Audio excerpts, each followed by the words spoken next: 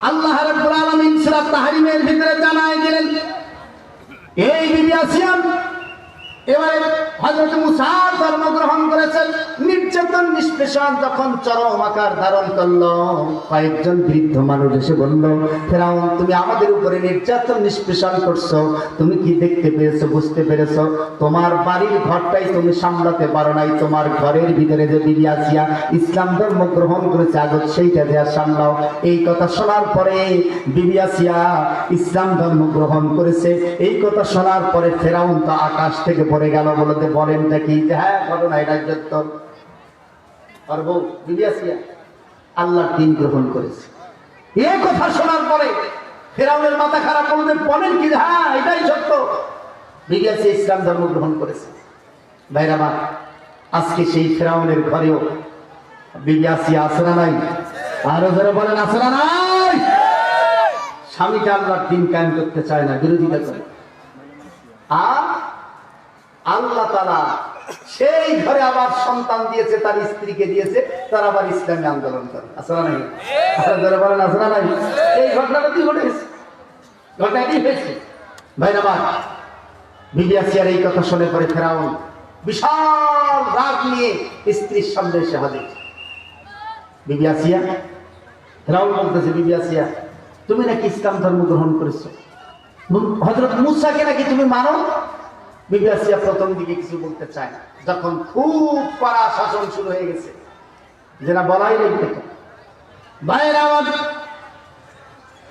যখন বলেছে বলাই লাগবে তোমাকে, এইবারে বিবি আসিয়া স্বামীকে চারটি কথা বলেছিল। কয়টা? আর একটু জোরে বলেন, কয়টা? ভাইরা আমার, পুরো আমার চারটা কথা বলেছিল। তার প্রথম কথা যেটা বলেছিল সেটা হলো, আমার স্বামী রেহা, আমি মুসার ধর্ম গ্রহণ করেছি, আমি তাওরাত কিতাবকে গ্রহণ করেছি। বলেন সুবহানাল্লাহ। এই তাওরাতকে গ্রহণ করার কারণে, এই মুসার ধর্মকে গ্রহণ করার কারণে আমি হলাম এই মিশরের, তুমি হলা রাজা, আমি হলাম রানী। গোটা মিশরের সবচেয়ে পাওয়ারফুল লোক আমি, পাওয়ারফুল মহিলা আমি। যদি আমি আমার রানীর পদটা তুমি ছিনায় নাও, তারপরেও আমি রাজি থাকবো, কিন্তু হযরতে মুসার ধর্ম আমি ত্যাগ করতে রাজি হব না। বলেন সুবহানাল্লাহ। হযরতে মুসা আলাইহিস সালামের ধর্ম সে ত্যাগ করবে না। আশ্চর্য হয়ে গেল ফেরাউন। এবারে ফেরাউন আবার চাপাচাপি করলো, বিবি আসিয়া তুমি আসো, ফিরে আসো, আর দেরি করো না, ফিরে আসো। বারবার যখন বলতেছিল, বিবি আসিয়া বলল, আমার স্বামী রে, আমি হলাম সবচেয়ে ধনী মহিলা মিশরের ভিতরে, মিশরের সবচেয়ে মণিমুক্তা, সোনা গয়না দানা এগুলি সবচেয়ে বেশি আমার। আমার সমস্ত অলংকার শুধুমাত্র মণিমুক্তা দিয়ে তৈরি, সোনা গয়না দিয়ে তৈরি। আমার সমস্ত সম্পদগুলি যদি তুমি কেড়ে নাও, আমি নিঃস্ব হয়ে যাব, নিঃস্ব হয়ে জীবন যাপন করব, কিন্তু তারপরেও মুসার ধর্ম আমি ছেড়ে দেব না। বলেন সুবহানাল্লাহ।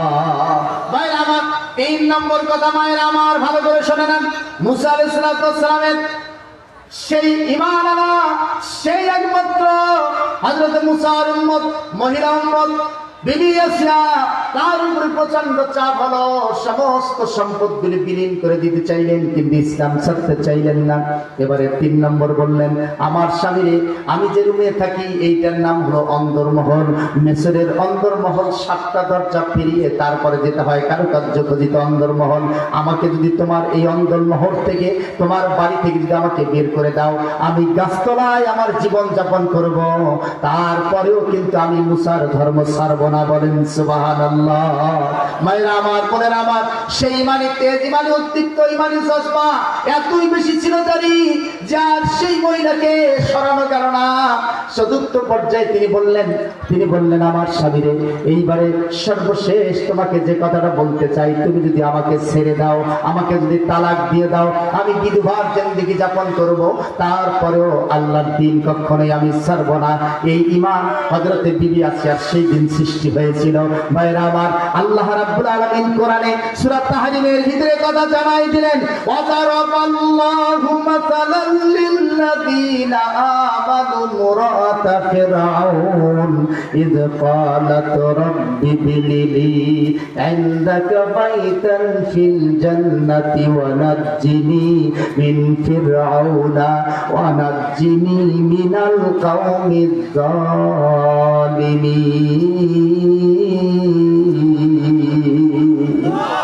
আল্লাহ রাব্বুল আলামিন জানাই দিলেন সেই দিন বিবি আসিয়া হযরত মুসা আলাইহিস সালামের বাবার বিবি আসিয়া বললেন আমার স্বামী আমি যদি বিধবার জিন্দেগি যাপন করি তারপর মুসার ধর্ম আমি ত্যাগ করব না। এবারে তার উপরে নির্যাতন শুরু হয়ে গেল ভাইজান, জল্লাদ নিয়োগ করা হলো। সেই জল্লাদ হযরত বিবি আসিয়াকে আস্তে পিষ্টে বেঁধে এই টেবিলের উপরে তার হাতটা রাখতো, আর এই হাতের আঙ্গুলগুলির উপরে এক একটা আঙ্গুলের উপরে সুচ ঢুকানো হতো। এই সুচ যখন ঢুকানো হতো, প্রেক ঢুকানো হতো, লোহার প্রেক যখন ঢুকানো হতো, তখন বিবি আসিয়া আত্মচিৎকার করে আল্লাহু আকবার বলে গোটা শরীরটা তার কেঁপে উঠত। তার 5টা আঙ্গুলি ভাবে সাজরা করা হলো, দরদর করে রক্ত পড়তেছিল। বিবি আসিয়ার এই চিৎকার আকাশ বাতাস কম্পিত হচ্ছিল। এইভাবে তার 2টি হাতের 10টা আঙ্গুল সাজরা করা হলো, আর এক একটা করে আঙ্গুল সাজরা করা হয়। আর বিবি আসিয়াকে বলা হয়, বিবি আসিয়া এখনো সময় আছে, বলো তুমি ফিরে আসো, মুসার ধর্ম তুমি ত্যাগ করো। কিন্তু কোনো কথা বলে না। এইভাবে তার পায়ের আঙ্গুলগুলির ভিতরে প্রেক ঢুকানো হলো। পায়ের 10টা আঙ্গুলে প্রেক ঢুকানো, 10টা আঙ্গুলের প্রেক ঢুকানোর কারণে পাটাও সাজরা হয়ে গেল। ভাইরা আমার, মা বোনেরা আমার, হাত পায়ে ভাবে সাজরা হয়ে গেল। আত্মচিৎকার করে জ্ঞান হারায় লুটায় পড়তো। আবার যখন জ্ঞান ফিরে আসতো তখন জল্লাদ আবার তার উপরে নির্যাতন শুরু করতো। এইভাবে নির্যাতন নিষ্পেষণ করে আয়না ঘরের মতো করে বিবি আসিয়াকে ক্লান্ত করে দিত। বেশ কিছুদিন এভাবে চলে গেল। একটা পর্যায়ে বিবি আসিয়াকে শাস্তি দেওয়ার জন্য এরকম একটা টেবিল নিয়ে এসে, তক্তা নিয়ে এসে, তক্তার উপরে লোহার শুকনো প্রেকগুলি, লোহার সুচালো প্রেকগুলি সেই শ্যানে গাড়া হলো। এক একটা তক্তার ভিতরে শত শত প্রেক গাড়ায়। ওই সুচালো মাথাগুলি প্রেকের যেদিকে আছে সেই দিকে বিবি আসিয়াকে চিৎ করে শোয়ায় তার হাত এবং পাকে বেঁধে রাখা হলো।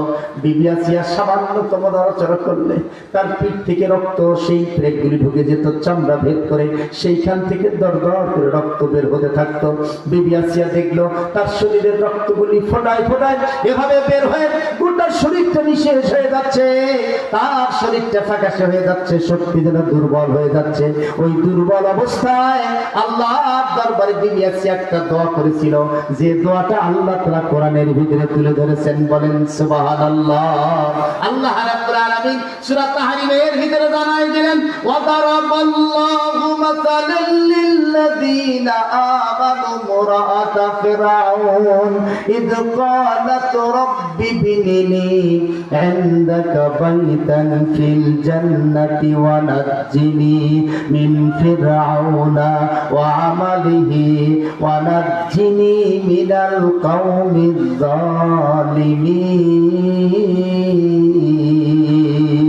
জালিমিন। আল্লাহ রাব্বুল আলামিন জানাই দিলেন, সেই দিন বিবি আসিয়া আল্লাহর দরবারে দোয়া করতেছিল। ওয়া দারাবাল্লাহু মাসালাল লিল্লাযীনা আমানু মুরাআতা ফিরআউন, ফিরআউনের স্ত্রী আল্লাহর দরবারে বলছে, আল্লাহ আমার এই নির্যাতন নিষ্পেষণ রক্ত ঝরা জীবনটা মনে হয় নিঃশেষ হয়ে গেল, অন্য কোনো কারণে নয়, একমাত্র তোমার জন্য, তোমার নবী মুসার উপরে ঈমান আনার কারণে, তোমার উপরে ঈমান আনার কারণে, তাওরাত কিতাবকে মানার কারণে আমার জীবনটা আজকে ভাবে তিলে তিলে শেষ হয়ে যাচ্ছে। আমার সমস্ত কষ্টের বিনিময়ে, রক্তের বিনিময়ে, আমার জীবনের বিনিময়ে তোমার কাছে অন্য কিছু চাই না। জান্নাতের ভিতরে একটা শুধুমাত্র ঘর চাই। রব্বিবনি লি ইনদাকা বাইতান ফিল জান্নাহ, আল্লাহ তুমি জান্নাতের ভিতরে আমার জন্য শুধুমাত্র একটা ঘর করে দেবে। এই দোয়াটা করলো।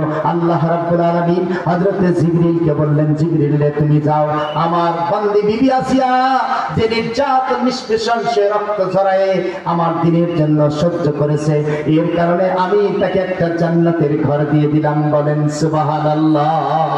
আর একটু জোরে বলেন সুবহানাল্লাহ।